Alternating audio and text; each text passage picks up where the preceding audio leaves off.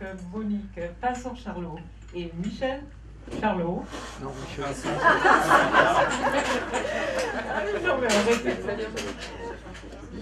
Pinson, le couple Pinson. Pinson-Charlot. Et ce sont des... Alors, ce qui est plus important quand même que le nom, mais je suis sûre que certains d'entre vous les connaissent, parce que ce sont des sociologues de la sociologie de l'urbain. Bref, enfin plus précisément, ce sont des sociologues des riches, du potin mondain. Ces deux sociologues sont extrêmement introduits dans ce monde de riches. Et alors, c'est pas pour s'enrichir, eux, parce que c'est des sociologues qui ne sont pas riches. Mais c'est pour faire des études inside. Nous avons fait passer un film qui va exactement dans le sens de cette pièce, d'un retournement à l'autre, qui est Inside Job. Et ce Inside Job révèle les choses que vous révélez dans votre dernier livre de 2012, donc L'argent sans foi ni loi. Frédéric Lordon, c'est pas un... Je veux dire, c'est pas quelqu'un qui vient du théâtre, c'est un économiste. Un économiste qui voulait se faire entendre autrement, c'est-à-dire avec les Alexandrins, et en émouvant le peuple, comme il dit, ceux finalement qui passent à la casserole, c'est-à-dire ceux qui casquent pour la crise. Et la crise, on est encore dedans depuis 2008. On est en 2013, rien n'a changé. Donc lui, il passe par les Alexandrins pour émouvoir et pour donner ce qu'il appelle le conatus spinozien, c'est-à-dire la puissance d'agir. Toute la musique que j'aime, elle vient de là, elle vient du flou. Les mots ne sont jamais les mêmes. Là, mon bon, je vous entends courir.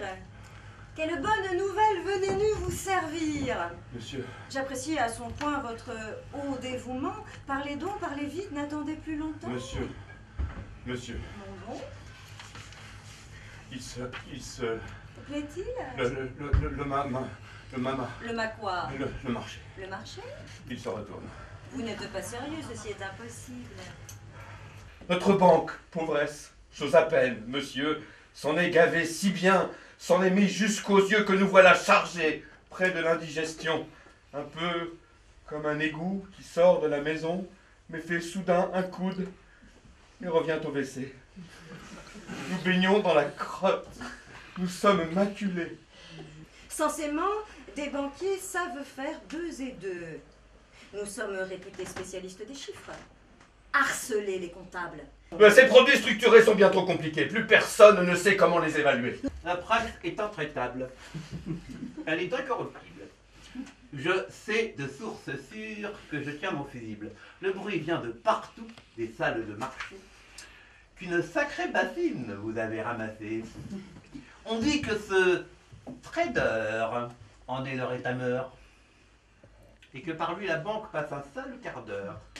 Pouvez-vous au moins dire avec quelle combine vous nous avez portés aussi près de la ruine? Ouais, alors, j'ai mal pressé mon swap, puis mon spiel a lousé.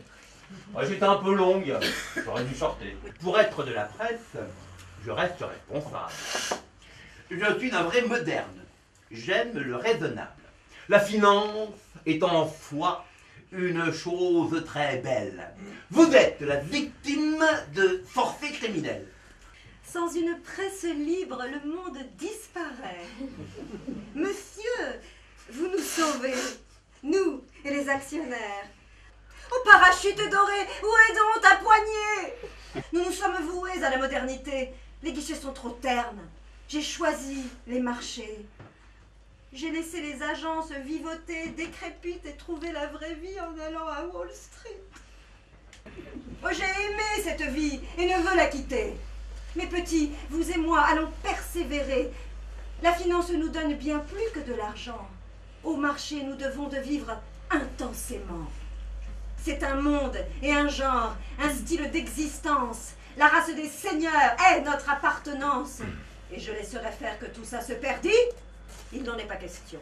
Allons voir nos amis. Messieurs les conseillers, comment tourne le monde? Va-t-il correctement pour que sur lui je fonde de légitimes espoirs de ma réélection? Le pays doit savoir que ma circonscription, au-delà de la France et l'univers entier, que mon règne de soi tend à illimité. Donnez-moi des nouvelles comment va la planète, forcément pour le mieux quand je suis à sa tête. Monsieur le Président, le monde est chancelant. Vous vantâtes l'argent, commutez la finance, de vos valeurs sacrées, voyez la déchéance. Mais qui me parle ainsi? Et quel est ce manant qui néglige mes titres et les mots que j'attends? Monsieur le Président, c'est presque l'agonie. J'ose à peine vous dire, mais nous sommes faillis. Failli? Faillis, lessivés, essorés, nous sommes à la rue, nous avons tout perdu. Et l'argent du public? Les dépôts monétaires? Vous deviez en être avisé gestionnaire. Ne me dites pas que... Monsieur le Président, le drame est si sérieux qu'ils seront bientôt tous à l'état vaporeux. Taisez-vous donc, séant, ou bien je vous agresse. Taisez-vous, mais parlez. Je crois, votre hauteur, que messieurs les banquiers ont un frémissement, le début d'une idée. Si notre idée est simple, son principe est subtil, laissez-moi votre Altesse en démêler les fils. Pour être bien complet, il faudrait ajouter... Qu'après tous vos clients, c'est moi que vous braquez. Allez, dehors! Que dites-vous, messieurs, de ma philosophie? Oh, quelle est votre hauteur, sans aucun contredit, au moment où il semble que le monde chancelle, ce n'est pas du côté d'Obama ou Merkel que viendront la lumière et le jaillissement. Ce sera de la France et de son président. Votre analyse est bonne.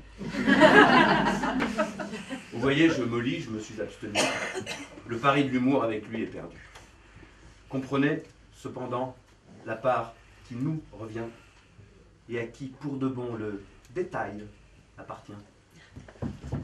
Il faut frapper partout et mettre le paquet. Garanties et fonds propres et aussi prêts relais. Monsieur le Président, il faut aussi prévoir une caisse spéciale, un fonds de garantie pour qu'entre elles les banques se refassent crédit. Si la défiance cède, alors l'interbancaire se réanimera. Retour à l'ordinaire. Enfin, un premier pas. N'oublions surtout pas la question des fonds propres. Sous-capitalisées, les banques sont impropres à rouvrir les crédits sur un rythme normal. De ce qu'elles ont pris de pertes colossales, base de capitaux faisant triste figure, elles sont plus trouées qu'une toile en guipure. Il faut de toute urgence retaper leur bilan. Pardon? Nationalisation. Cléty? Nationalisation. Allez. Monsieur, je crois. Allez faire vos cartons. Et cette fois, je dirais pas « Casse-toi, pauvre con !» Messieurs de la finance, dites-moi tout de suite quel extrême degré atteint ma réussite. Oh, Monsieur le Président, celle-ci est immense. Votre action décisive a fouetté la confiance. Le coup a été rude, au point de menacer que la finance vienne à toute s'écrouler. Mais vous avez paru. Et votre intervention de la crise a signé la capitulation. Tous les marchés allaient entrer en agonie. Votre action a été un genre d'alchimie. Ne voyez-vous donc plus, aveuglé que vous êtes, le spectacle affolant, l'impression que vous faites? Vous élisez l'abus comme nouvelle norme. L'opinion est choquée. Le scandale est énorme. Par vos comportements tous plus inadmissibles, vous faites enrager les gens les plus paisibles. Ici, je dis qu'il faut observer la vertu. Le capital est bon quand par elle il est mu. Son ordre spontané est quasiment parfait. De la morale en plus, et il l'est tout à fait. Toulon! Toulon. Aimez la France. Aimez la France. Aimez la France. Mais comment pouvez-vous vous soumettre à ce jeu? Demandez-vous, messieurs, pour qui vous gouvernez?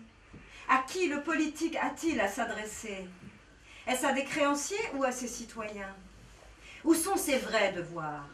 À qui doit-il le bien? Vos actes sont parlants, surtout leur hiérarchie, qui disent quel est l'ordre où les gens sont servis. D'abord les créanciers, le peuple s'il en reste. Vous êtes étonnés. Le peuple est en pétard. La vraie surprise étant qu'ils s'y mettent si tard. La colère du peuple est comme un réservoir, longtemps se remplissant sans rien laisser voir, et puis un jour soudain vient le litre de trop qui fait rompre la digue et libère les eaux. C'est l'insurrection qui vient. D'un retournement l'autre, l'histoire a ses relèves. Fuyez tant qu'il est temps. Le goudron se soulève. Arrache, mais c'est pas celle qui fait braver. Demande à Pablo avec là comme Vous l'avez apparemment vu pour la première fois, hein, d'après ce que vous m'avez dit. Absolument. Moi, j'avoue que je suis très contente parce que j'ai trouvé que c'était très efficace par rapport à l'intention de Frédéric, de provoquer du rire, de l'humour, de provoquer surtout grâce aux deux comédiens là, qui étaient très bien. Ils sont peut-être déjà partis, je ne sais plus s'ils sont là. En tout cas, non, bravo à vous. On a envie de se cacher après ça, en général.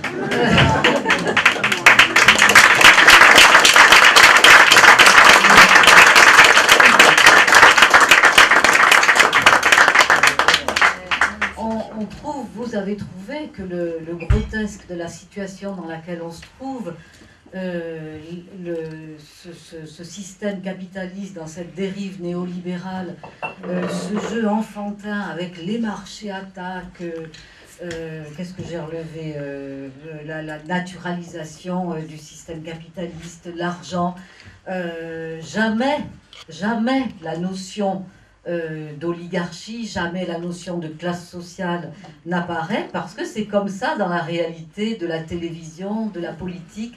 On nous bassine avec des discours invraisemblables, et ce qu'il y a d'extraordinaire, et c'est ça le but de notre travail, c'est qu'on les accepte, parce qu'on est piégé, on est tétanisé par ce discours néolibéral, par toutes les manipulations psychiques, idéologiques, mentales qu'on subit chaque jour et qui nous sidère et qui nous rend impuissants face à ce qu'on se représente comme la puissance de ces marchés. Et nous, notre boulot avec Michel, c'est de déconstruire tout ça. Et donc, nous, dans nos livres, on montre comment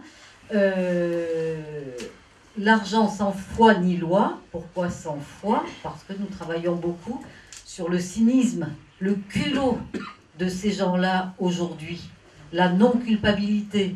Mais je pense que le texte, de toute façon, il a surtout l'intérêt de faire rire, de faire aussi ressentir l'indignité de ce système, hein, de ces personnages, et donc de mobiliser. Au moment de la campagne électorale, je crois que c'est vous, monsieur, vous avez écrit un papier incendiaire contre la planète Sarkozy, la planète des coquins et des copains, et c'est pas ça qui me gêne, sur le fond je m'en fiche, c'est la manière dont tout à coup, j'étais estomaqué, j'ai dû regarder deux fois si c'était bien vous qui l'aviez écrit, je dirais entre guillemets, j'ai eu l'impression que vous pétiez les plombs, ou alors qu'au contraire, votre véritable nature, trop longtemps contenue dans ce monde un peu trop parfait, explosait. Pourquoi on a changé? C'est pas qu'on a changé, c'est qu'on est parti à la retraite. Hein? Et ça, c'est important. Il a fallu qu'on soit à la retraite nous n'aurions pas pu écrire Le Président des riches au CNRS. Ça, je suis sûre que ce n'est pas possible. Pour pouvoir faire ce travail, il fallait garder dans nos livres et dans nos articles un ton académique, un ton sans jugement de valeur. Est-ce que vous pourriez monter l'idée que la crise aurait pu, à un moment donné, être instrumentalisée? On peut dire qu'ils ont véritablement su rebondir et se sont mobilisés pour vraiment, dans ce que nous appelons la guerre des classes, gagner un ou deux champs de bataille, une ou deux guerres pour pas trop cher, avec une guerre psychologique absolument sans précédent. Faire accepter que le peuple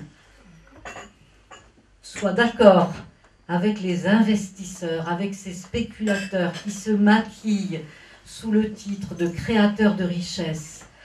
Qu'est-ce qu'ils disent? Investisseurs, créateurs de richesse, créateurs d'emplois, renvoyant aux travailleurs le fait qu'ils coûtent trop cher, qu'il faut qu'ils se servent la ceinture. Et voilà, les partenaires sociaux, comme ils disent, toutes ces escroqueries linguistiques incroyables. Face au constat que vous soulignez, et celui de Frédéric Lordon dans la première partie de sa pièce, quelle est la stratégie pour sortir de là? Ou est-ce qu'il y a une manière de ruser avec le système, une autre intelligence pour renverser le système actuel? Ce n'est pas une question de personnes, ce n'est pas une lutte contre des individus, mais c'est contre un système. Comme c'est le système qui est mauvais, il y a un système financier aujourd'hui qui fonctionne à vide. C'est une sorte de hyper casino qui fonctionne à vide, qui fait que vous avez des échanges sur ce marché financier international qui sont beaucoup plus importants en masse financière que ce que représentent les échanges commerciaux de biens et de services réels et concrets. Ce système, il est extrêmement négatif.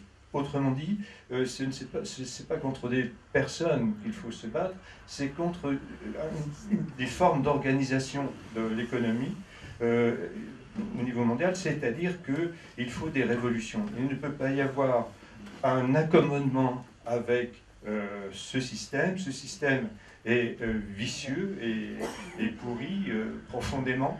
Il ne sert pas au bien-être des peuples, il sert à des enrichissements. Mais si tout ça se fédérait parce que nous, les membres des classes moyennes intellectuelles ou les membres des classes populaires, disaient un jour, mais ça suffit, c'est pas possible, on est 99%, ils sont 1%, je vous jure que ce mot d'ordre est intéressant, parce qu'il est exact, c'est nous portons la responsabilité complète, chacun ici, de ce que nous avons à vivre et de ce que nous donnons à vivre à ceux qui n'ont pas eu la chance de faire des études. Il y a des tas de choses pour se battre. On peut commencer, par exemple, comme on l'indique, par se battre pour changer la classe politique. On nationalisera les banques qu'à partir du moment où on n'aura plus cette classe politique coupée du peuple, avec le cumul des mandats, avec les carrières en politique. Mais comment est-ce que nous, on peut accepter des choses pareilles, que le vote blanc ne soit pas considéré dans les suffrages exprimés? Je voulais savoir si aujourd'hui, dans les formes d'organisation ou de lutte sociale dont vous avez connaissance, s'il y a des mouvements qui prennent ce sens-là, donc qui vont dans le sens que vous indiquez. Si on veut que ça change, il faut qu'il y ait une humilité personnelle et individuelle au profit du collectif. Il y avait en même temps l'aspect de la mémoire ouvrière. Dans les familles, on parlait à Paris de la Commune, de ce qui s'était passé à la Libération, etc. C'est-à-dire qu'il y avait une culture propre à ce milieu-là qui a disparu et qui, sous des formes, enfin avec des contenus différents, mais sous des formes qui ne sont pas si différentes, est très vivante dans la grande bourgeoisie. La grande bourgeoisie, ils ont leurs livres, ils écrivent leurs mémoires. Donc la famille existe aussi dans les livres d'histoire, etc. C'est-à-dire qu'ils ont leur histoire et ils en sont fiers. Et ça, c'est toujours vivant. Ce chacun pour soi, on ne le trouve pas vraiment en milieu bourgeois. Et ce qui nous a amené à dire qu'il y avait dans la bourgeoisie un collectivisme pratique et une idéologie individualiste. Ils se présentent comme individualistes, etc. Et puis dès qu'il y a un petit problème, c'est les réseaux qui se mettent en route et c'est le groupe qui réagit. Il y a aussi cette dévalorisation du travail manuel, et du travail non qualifié, non très qualifié, qui fait qu'il y a un recul global des classes populaires. Mais je crois que ce qui arrive aujourd'hui, c'est la prolétarisation des couches moyennes. Aujourd'hui, et c'est ça qu'il faut articuler, la lutte pour la justice sociale, et c'est devenu une lutte de vie et de mort. Il y a des individus qui sont morts, qui sont brisés, et on peut briser des peuples. Si vous voulez, il faut à la fois se battre contre toutes les manipulations dont nous sommes l'objet, et parallèlement à se battre pour plus de justice contre ce système totalement fou, totalement inégalitaire, qui nous emmène dans le mur. Parce que de toute façon, maintenant, même Jean-Luc Mélenchon, je vois qu'il attrape le problème écologique à bras-le-corps, parce que ça va aller très très vite. Hein, les scientifiques sont totalement époustouflés par le réchauffement climatique, parce qu'il y a un moment où ça devient totalement exponentiel, voilà. Et là, ça va arriver beaucoup plus vite que prévu. Qu'est-ce que vous pouvez nous dire sur le mouvement de la décroissance qui prône la sortie du système maintenant? Moi, ma question, c'est est-ce qu'il y a un avenir dans l'Europe, puisqu'on sent bien que depuis 86, il y a eu Maastricht, les 3%, il y a eu le traité de Lisbonne qui a été rejeté, donc finalement, ils font passer une loi sans consulter le peuple. Voilà. On pense que c'est un peu absurde, quoi, cette surconsommation, le luxe. Comme au niveau environnemental, le système mène à l'effondrement dans l'environnement, et par exemple le livre effondrement montrait très bien que le seul privilège qu'ils pourront peut-être avoir, c'est de mourir les derniers. Alors, est-ce qu'ils sont vraiment, parce qu'ils sont quand même pas idiots, donc est-ce qu'ils ont vraiment conscience que finalement ils ont une attitude qui paraît quand même suicidaire? On remarque que le problème du réchauffement climatique, il s'en tape. Hein, ce qu'il faut, c'est les profits à 2 chiffres, et ils ont le nez sur le guidon, du fric, toujours plus de fric. Vous le remarquez, chaque fois qu'il y a un G20, chaque fois qu'il y a des réunions, il n'y a pas d'accord possible, alors qu'il y a le feu. Hein, donc on peut parler d'une étude suicidaire. Il faut bien se dire que la violence de la charge néolibérale, je crois qu'on en a une toute petite idée, mais que ce qui nous attend, si on ne se décide pas à péter, oui, c'est ça, à péter un câble, à vraiment être en colère, ben, ça nous tombera dessus grave. Et à tous les échelons, nous avons une servitude volontaire. Non, elle n'est pas volontaire, elle est involontaire. C'est le résultat de notre éducation, c'est le résultat de toutes les manipulations dont nous sommes victimes à travers les médias. Regardez tous les soirs le journal de France 2 ou de TF1, analysez ce qui se passe. Voilà, c'est pas une servitude volontaire, c'est une servitude involontaire. Oui. En fait, pour eux, c'est très facile parce que c'est très bas, tandis que nous, on a besoin de faire un effort intellectuel pour pouvoir arriver à nos fins. Voilà. Les bourgeois, finalement, c'est facile. Parce que, qu'est-ce qu'ils ont à faire? Ils ont à maintenir. Ils ont à faire en sorte que ça dure. Et faire en sorte que ça dure, c'est pas le plus difficile. Pour faire un mouvement de changement radical, disons même révolutionnaire, eh bien, c'est beaucoup plus compliqué. Il faut imaginer un autre avenir qui sera différent. Il faut imaginer d'autres formes de la société, d'autres manières de prendre les décisions, d'autres manières de travailler, etc. Il y a tout à reprendre. Donc il y a, bien entendu, à ce moment-là, des divergences d'appréciation sur comment on peut y arriver, comment on va faire, et surtout qu'est-ce qu'on fera après. Et donc les programmes ne se rejoignent pas, il y a des préoccupations qui ne sont pas les mêmes, et je pense que ça répond en partie à votre question, c'est-à-dire que c'est beaucoup plus facile pour les bourgeois, ils font comme avant et puis à peu près ça marche, alors que nous, bah, il faut, et vous avez vu que ce soir, dans la difficulté des questions, des réponses, et on a beaucoup d'hésitation et de difficulté à dire des choses cohérentes.